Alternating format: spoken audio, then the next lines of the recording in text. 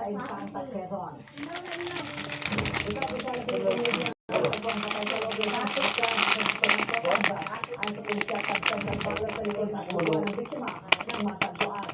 Arestado ang dalawang suspect matapos na corner sa tollgate ng Tatla. Ang nandito lang nagbigay.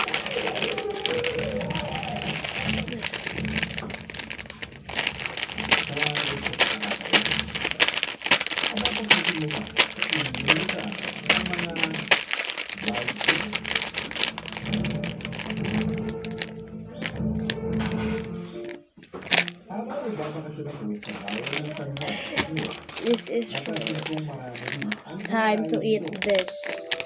Maya-maya pa, ay naging na rin ang Emerald Street.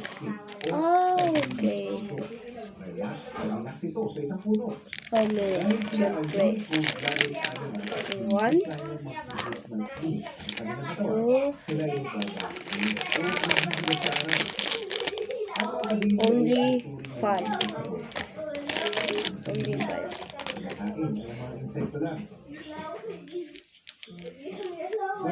Let's open this. Ang mga tatlong nakita ni Vincent sa kanyang kwarto, nagtatago na sa banyo ng hostel. Say, lamian ni guys as in. Huwag tiluan ni karoon ako. Kaya karaniwan lang silang makikita o maririnig sa gabi.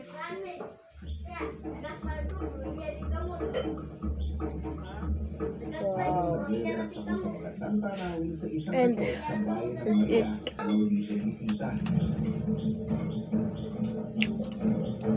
May biglang tumangkahol na pura ng kahoy doon sa ulo. Binabili lang na pagod na kami. At walang tumatapos na ito? Takot. Hindi ito ang unang beses na nakapamit. Dahil pa isa.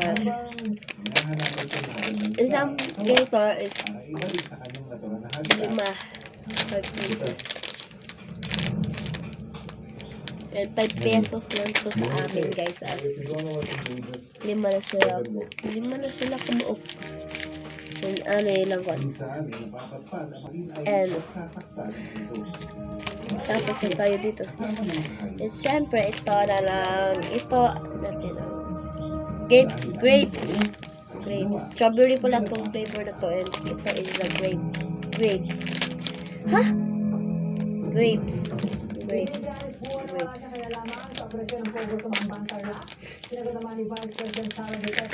Unsa kay itsura niya kay? So, grapes gapon siya dahil. Let's go. Let's open it.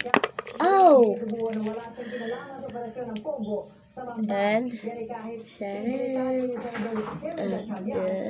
oh, ito ano nasira tabi. Let's open what the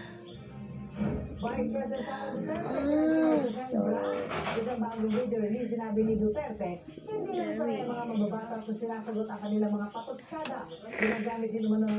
Ruben guys. Sorry. Okay. Sipol din ko rin naglawa.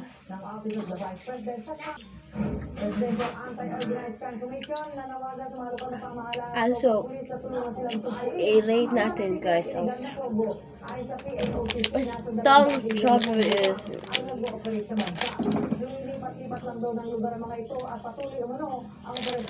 9 out of 10. Ito naman grapes.